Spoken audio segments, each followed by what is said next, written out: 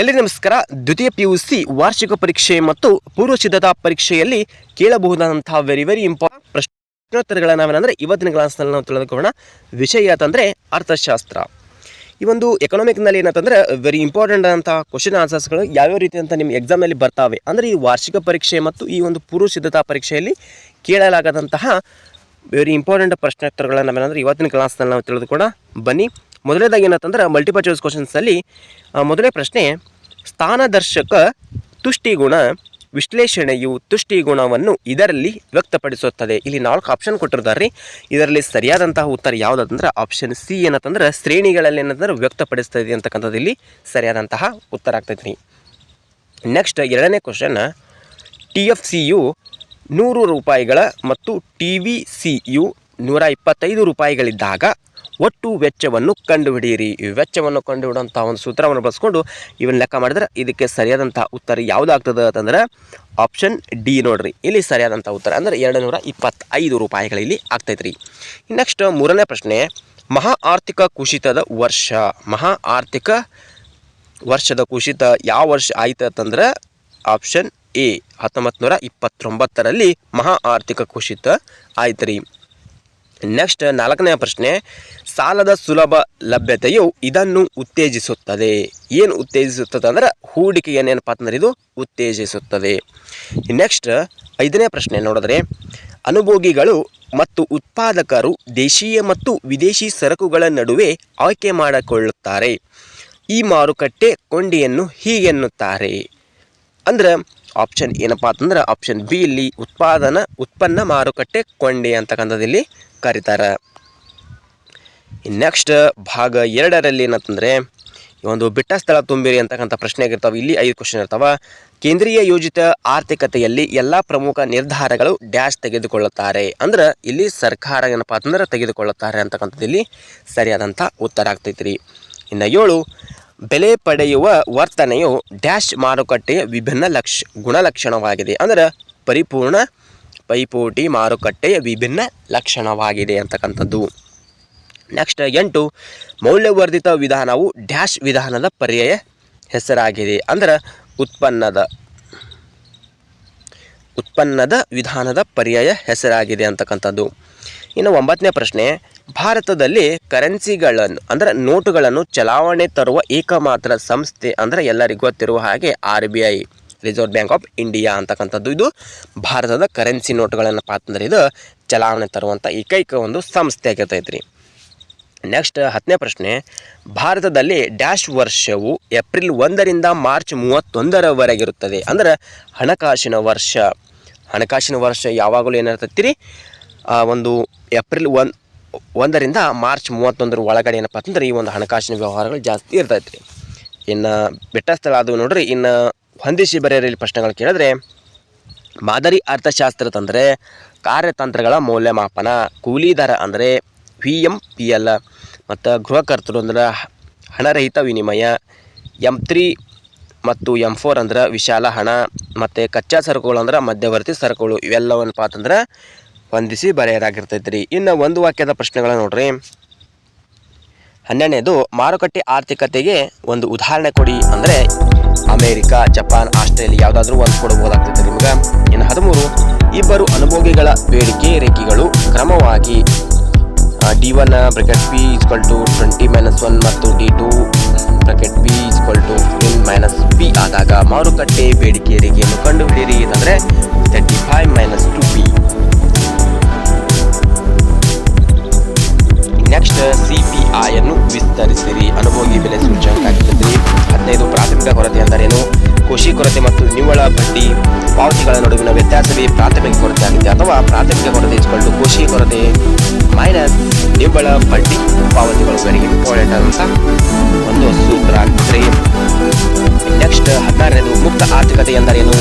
ಏನೆಂದು ಅರ್ಥೈಸುವಿರಿ ಅಂತ ಕಂಡುಕೊಂಡ್ರೆ, ಒಂದು ರಾಷ್ಟ್ರೀಯ ವಿವಿಧ ಮಾರ್ಗಗಳಿಂದ ಜಗತ್ತಿನ ಇತರ ರಾಷ್ಟ್ರಗಳ ಜೊತೆ ವ್ಯವಹರಿಸುವುದನ್ನು ಮುಕ್ತ ಆರ್ಥಿಕತೆ ಎನ್ನುತ್ತೇವೆ.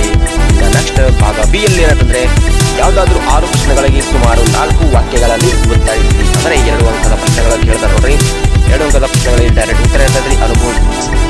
ಅನುಭೋಗಿ ಆದರ್ಶ ಆಯ್ಕೆಯನ್ನು ನಿರ್ಧರಿಸುವ ಅಂಶಗಳನ್ನು ಪಟ್ಟಿ ಮಾಡಿರುವ ಒಂದು ಅನುಭೋಗಿ ಆದಾಯ, ಇನ್ನೊಂದು ಅನುಭೋಗಿ ಆದ್ಯತೆ, ಸೀಮಾಂತ ಬದಲಿಕೆ ದರ, ಇನ್ನೊಂದು ಸರಕಿನ ಬೆಲೆ. ನೆಕ್ಸ್ಟ್ ಬೇಡಿಕೆ ನಿಯಮವನ್ನು ತಿಳಿಸಿ. ಉತ್ತರ ಏನಂದ್ರೆ ಇತರೆ ಅಂಶಗಳ ಸ್ಥಿರವಾಗಿದ್ದಾಗ ಒಂದು ಸರಕಿನ ಬೆಲೆ ಹೆಚ್ಚಾದಾಗ ಅದರ ಬೇಡಿಕೆಯು ಕಡಿಮೆ ಆಗ್ತೈತಿ. ಯಾಕಂದ್ರೆ ಒಂದು ಸರಕಿನ ಬೆಲೆ ಕಡಿಮೆ ಆದಾಗ ಅದರ ಬೇಡಿಕೆಯು ಸತ ಏನು ಹೆಚ್ಚಾಗಿರ್ತದೆ. ಇದೇ ಬೆಲೆ ಮತ್ತು ಬೇಡಿಕೆ ನಡುವಿನ ಋಣಾತ್ಮಕ ಸಂಬಂಧವನ್ನು ಇದೇನು ಮಾಡ್ತೈತಿ, ಸೂಚನೆ ಮಾಡ್ತೈತಿ ಅಂತಕ್ಕಂಥದ್ದು ಇಲ್ಲಿ ಸರಿಯಾದಂತ ಉತ್ತರ ಆಗಿರ್ತೈತಿ. ಇನ್ನು 19ನೇ ಪ್ರಶ್ನೆ ನೋಡ್ರಿ, ಪ್ರತಿಫಲಗಳ ಪ್ರಮಾಣ ಮಿತಿಗಳನ್ನು ತಿಳಿಸಿ. ಅಂದ್ರೆ ಏರಿಕೆ ಪ್ರತಿಫಲಗಳ ನಿಯಮ, ಪ್ರಮಾಣ ಅಥವಾ ಸ್ಥಿರ ಪ್ರತಿಫಲಗಳ ಪ್ರಮಾಣ, ಇಳಿಕೆಯ ಪ್ರತಿಫಲಗಳ ಪ್ರಮಾಣ. ಇನ್ನು 20 ದೀರ್ಘಾವಧಿ ವೆಚ್ಚಗಳನ್ನು ಹೆಸರಿಸಿ. ಅಂದ್ರೆ ದೀರ್ಘಾವಧಿ ಸರಾಸರಿ ವೆಚ್ಚ, ದೀರ್ಘಾವಧಿ ಸೀಮಾಂತ ವೆಚ್ಚ, ಇವೆರಡು ಏನಪ್ಪಾ ಅಂದ್ರೆ ದೀರ್ಘಾವಧಿ ವೆಚ್ಚಗಳಾಗಿರ್ತಾವ ನೋಡ್ರಿ. ನೆಕ್ಸ್ಟ್ 21ನೇ ಪ್ರಶ್ನೆ ನೋಡ್ರಿ, 4 ಉತ್ಪಾದನಾ ಅಂಗಗಳು ಯಾವುವು ಮತ್ತು ಅವುಗಳ ಪ್ರತಿಫಲಗಳನ್ನು ಹೆಸರಿಸಿ. ಭೂಮಿ, ಶ್ರಮ, ಬಂಡವಾಳ, ಸಂಘಟನೆ.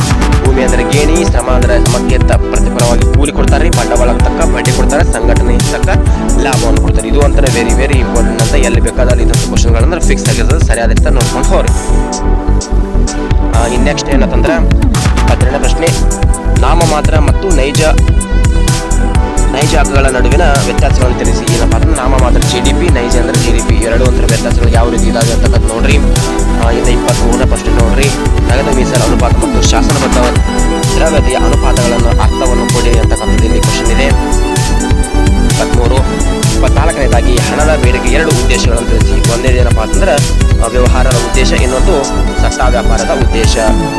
25ನೇ ಪ್ರಶ್ನೆ ಸತ ನ್ಯಾಯಯುತ ಅನುಭೂತಿ ₹50, 150 MPC ಮೌಲ್ಯ 0.5. ಇನ್ನು ಪುಕ್ಕಟೆ ಸವಾರರೆಂದರೆ ಯಾರು, ಅದರ ಹೇಗೆ ಕರೆಯುತ್ತಾರೆ ಅಂತಂದ್ರೆ ಹಣ ಪಾವತಿಸದೆ ಸಾರ್ವಜನಿಕ ಸರಕುಗಳನ್ನು ಬಳಸುವುದನ್ನು ಪುಕ್ಕಟೆ ಸವಾರರು ಎನ್ನುತ್ತಾರೆ. ಅನುಭೋಗಿಯ ಉಚಿತವಾಗಿ ಪಡೆದುಕೊಳ್ಳುವುದಕ್ಕೆ ಇವರು ಸ್ವ ಇಚ್ಛೆಯಿಂದ ಯಾವುದೇ ಪಾವತಿ ಮಾಡುವುದಿಲ್ಲ, ಹಾಗಾಗಿ ಅವರನ್ನು ಹಾಗೆ ಕರೀತಾರೆ ಅಂತಕ್ಕಂಥದ್ದು ಇಲ್ಲಿ ಆಗ್ತೈತೆ ನೋಡ್ರಿ. ಇನ್ನೇನಪ್ಪ ಅಂತಂದ್ರೆ ಭಾಗ C ಯಲ್ಲಿ ಐತಂದ್ರೆ 4 ಅಂಕದ ಪ್ರಶ್ನೆಗಳು, 5 ಪ್ರಶ್ನೆಗಳಿಗೆ ಸರಿಯಾದ ಉತ್ತರ ಕೊಟ್ಟಿದ್ದೆ. ಅದರಲ್ಲಿ ನಿಮಗೆ 20 ಅಂಕಗಳಲ್ಲಿ ಫಿಕ್ಸ್ ಆಗಿ ಬರ್ತಾವ್ರಿ. ಒಂದು ಸರಳ ಆರ್ಥಿಕತೆಯಲ್ಲಿ ಕೃಷಿ ಕುಟುಂಬ ನೇಕಾರ ಶಿಕ್ಷಕರು ಸಂಪನ್ಮೂಲಗಳನ್ನು ಬಳಸಿ ಹೇಗೆ ತಮ್ಮ ಅಗತ್ಯತೆಗಳನ್ನು ಪೂರೈಸಿಕೊಳ್ಳುತ್ತಾರೆ ಎಂಬುದನ್ನು ಸಂಕ್ಷಿಪ್ತವಾಗಿ ವಿವರಿಸಿ ಅಂತಕ್ಕಂಥದ್ದು ಇಲ್ಲಿ ಕ್ವಶನ್ ಇದೆ. ಇದಕ್ಕೆ ಯಾವ ರೀತಿ ವಿವರಿಸಬೇಕು ಅಂತಕ್ಕಂಥದ್ದು ಇಲ್ಲಿ ಐತಿ, ನೋಡ್ಕೊತ ಹೋಗ್ರಿ. ಹಾಗೆ ಉದಾಹರಣೆ ಒಂದಿಗೆ ಐತಿ ನೋಡ್ರಿ.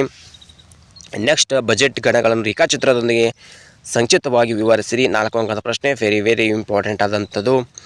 ಇನ್ನು ಸಾಮಾನ್ಯ ಸರಕು ಮತ್ತು ಕೆಳದರ್ಜೆ ಸರಕುಗಳ ನಡುವಿನ ವ್ಯತ್ಯಾಸಗಳನ್ನು ಉದಾಹರಣೆಯೊಂದಿಗೆ ಪಟ್ಟಿ ಮಾಡಿರಿ.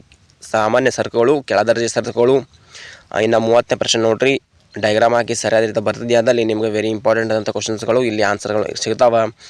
ಇನ್ನು 32 ಅಭಿವೃದ್ಧಿ ಹೊಂದಿದ ಮತ್ತು ಅಭಿವೃದ್ಧಿಶೀಲ ದೇಶಗಳೆರಡರ ಸರ್ಕಾರಗಳ ರಾಜ್ಯ ಮತ್ತು ಕುಟುಂಬ ವಲಯಗಳ ಪಾತ್ರವನ್ನು ವಿವರಿಸಿರಿ. ಇನ್ನು ಹೂಡಿಕೆ ಬೆಂಬಕಗಳ ರೇಖಾಚಿತ್ರವನ್ನು ವಿವರಿಸಿರಿ. ಇಲ್ಲೇನಪ್ಪ ಅಂತಂದ್ರೆ ನೀವು ರೇಖಾಚಿತ್ರ ಅಂತ ಆ್ಯಕ್ಚುಲಿ ಬರೀಬೇಕಾಗ್ತೈತೆ ರೀ. ಬರೀ ರೇಖಾಚಿತ್ರ ಹಾಕಿ ಬರೀ 1-2 ಪಾಯಿಂಟ್ ಕೊಟ್ಟರೆ ಸತ ನಿಮಗೆ 2-3 ಅಂಕ ಇಲ್ಲಿ ಫಿಕ್ಸ್ ಆಗಿ ಬರ್ತಿರ್ತಾವೆ. ಅದಕ್ಕೆ ವೆರಿ ಇಂಪಾರ್ಟೆಂಟ್ ಆದಂಥ ಭಾಳ ಮಿಸ್ ಮಾಡ್ಕೋಬೇಡಿ. ವಿಡಿಯೋನ ಕೊನೆ ತನಕ ನೋಡಿ, ಯಾಕಪ್ಪ ಅಂತಂದ್ರೆ ನಿಮಗೆ ಹೆಲ್ಪ್ ಆಗ್ತೈತಿ. ಇಲ್ಲಿ ಇಂಗ್ಲೀಷ್ನಾಗೂ ಕ್ವಶನ್ ಪೇಪರ್ ಇದೆ ಹಾಗೂ ಕನ್ನಡದಲ್ಲಿ ಕ್ವಶನ್ ಪೇಪರ್ ಇದೆ. ನೀವು ಇಂಗ್ಲೀಷ್ನಲ್ಲಿ ರೆಫರ್ ಮಾಡಿರಿ, ಕನ್ನಡದವರು ಕನ್ನಡದಲ್ಲಿ ರೆಫರ್ ಮಾಡಿ ನೋಡ್ರಿ. ಇದು ಯಾವ ರೀತಿ ಅಂತ ಕ್ವಶನ್ಸ್ಗಳು ಬರ್ತಾವ, ಯಾವ ರೀತಿ ಆನ್ಸರ್ಗಳು ಇದಕ್ಕೆ ಬರಿಬೇಕು. ಇಲ್ಲೇನಪ್ಪ ಅಂತ ವಿವರಣೆ ಸ್ವಲ್ಪ ನಾವು ಶಾರ್ಟ್ ಕೊಟ್ಟಿದ್ದೆವು. ನೀವೇನಪ್ಪ ಅಂತಂದ್ರೆ ಅದಕ್ಕೆ ಪಾಯಿಂಟ್ಸ್ ಹಾಕ್ಕೊಂಡು ಜಾಸ್ತಿಯಾಗಿ ವಿವರಣೆ ಏನಪ್ಪ ಅಂತಂದ್ರೆ ನೀವು ಬರಿಬೇಕಾಗ್ತೈತೆ ನೋಡ್ರಿ. ಇನ್ನು ಕೊನೆಯದಾಗಪ್ಪ ದೃಷ್ಟಿ ವಿಕಲಚೇತನಿಗೆ ವಿದ್ಯಾರ್ಥಿಗಳಿಗೆ ಮಾತ್ರ, ಇದನ್ನು ಸಹ ನಿಮ್ಗೆ ಆನ್ಸರ್ಗಳನ್ನು ಕೊಟ್ಟಿದ್ದೆವು.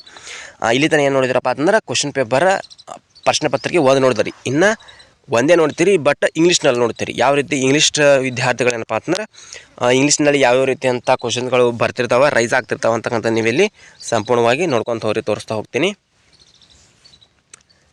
ಇಂಗ್ಲೀಷ್ ಮೀಡಿಯಮ್ ವಿದ್ಯಾರ್ಥಿಗಳಿಗೆ ಸತ ಇದು ಹೆಲ್ಪ್ ಆಗುವಂಥ ಸಾಧ್ಯತೆ ಹೆಚ್ಚಾಗಿರ್ತೈತಿ. ಇದೇನಂತಂದ್ರೆ ವಾರ್ಷಿಕ ಪರೀಕ್ಷೆ ಮುಂದೆ ಬರುವಂಥ ಬೋರ್ಡ್ ಎಕ್ಸಾಮ್ದಲ್ಲಿ ಸತ ಇವೇ ರೀತಿಯಿಂದ ಎಕ್ಸಾಮ್ನ ಕ್ವಶನ್ಸ್ಗಳು ಹೇಳ್ತಾವ್ರಿ. ಮತ್ತು ಈಗ ನಾಳೆ ನಡೆಯುವಂತಹ ಒಂದು ಪೂರ್ವ ಸಿದ್ಧತಾ ಪರೀಕ್ಷೆ ಎಕನಾಮಿಕ್ದಲ್ಲಿ ಸತ ವೆರಿ ಇಂಪಾರ್ಟೆಂಟ್ ಆದಂಥ ಕ್ವಶನ್ಸ್ಗಳು ಇಲ್ಲಿ ರೈಸ್ ಆಗ್ತವೆ. ಅದಕ್ಕಾಗಿ ನೀವು ಇವು 3 ಪ್ರಶ್ನೆ ಪತ್ರಿಕೆ ನೋಡ್ಕೊಂಡು ಹೋಗಿದ್ದೀಯಾದಲ್ಲಿ ನಿಮಗೇನಪ್ಪ ಅಂತಂದ್ರೆ ಸರಿಯಾದ ರೀತಿಯಂಥ ಆನ್ಸರ್ಸ್ಗಳಿಗೆ ಉತ್ತರಗಳನ್ನ ಬರಲಿಕ್ಕೆ ನಿಮ್ಗೆ ಭಾಳ ಹೆಲ್ಪ್ ಆಗ್ತೈತಿ.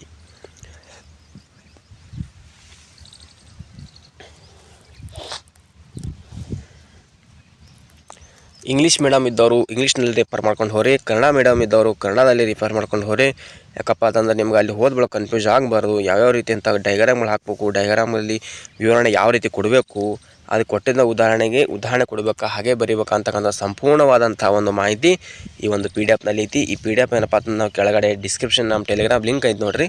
ಆ ಲಿಂಕ್ನಲ್ಲಿ ನಾನು ಅಂತಂದ್ರೆ ಆ ಚಾನಲ್ ಜಾಯ್ನ್ ಆಗಿದ್ರಪ್ಪ ಅಂತಂದ್ರೆ ನಿಮ್ಗೆ ಆ ಟೆಲಿಗ್ರಾಮ್ ಲಿಂಕ್ದಾಗ ಚಾನಲ್ದಾಗ ನಾ ಶೇರ್ ಮಾಡಿರ್ತೀನಿ, ನೀವು ನೋಡ್ಕೊಂಡು ಅಲ್ಲಿ ಬರೀಬೋದು. ಇಷ್ಟು ಏನಪ್ಪ ಅಂತಂದ್ರೆ ಈ ಒಂದು ಅರ್ಥಶಾಸ್ತ್ರದಲ್ಲಿ ಅಂದರೆ ಎಕನಾಮಿಕ್ದಲ್ಲಿ ಬರ್ತಕ್ಕಂತಹ ಪೂರ್ವ ಸಿದ್ಧತಾ ಪರೀಕ್ಷೆ ಹಾಗೂ ಈ ಒಂದು ಪ್ರಿಪರೇಟರಿ ಎಕ್ಸಾಮ್ದಲ್ಲಿ ಐತಲ್ಲ ಹಾಗೂ ವಾರ್ಷಿಕ ಪರೀಕ್ಷೆಯಲ್ಲಿ ಬರುವಂತಹ ವೆರಿ ಇಂಪಾರ್ಟೆಂಟ್ ಆದಂತಹ ಪ್ರಶ್ನೋತ್ತರಗಳನ್ನು ಏನಪ್ಪ ಅಂತಂದ್ರೆ ನಾವು ಈ ಒಂದು ಕ್ಲಾಸ್ನಲ್ಲಿ ನಾವು ತಿಳ್ಕೊಂಡು ಇದು ಏನಪ್ಪ ಅಂತಂದ್ರೆ ಕೇವಲ ಪ್ರಶ್ನೆ ಪತ್ರಿಕೆ 1 ಆಗಿರ್ತೈತೆ ರೀ.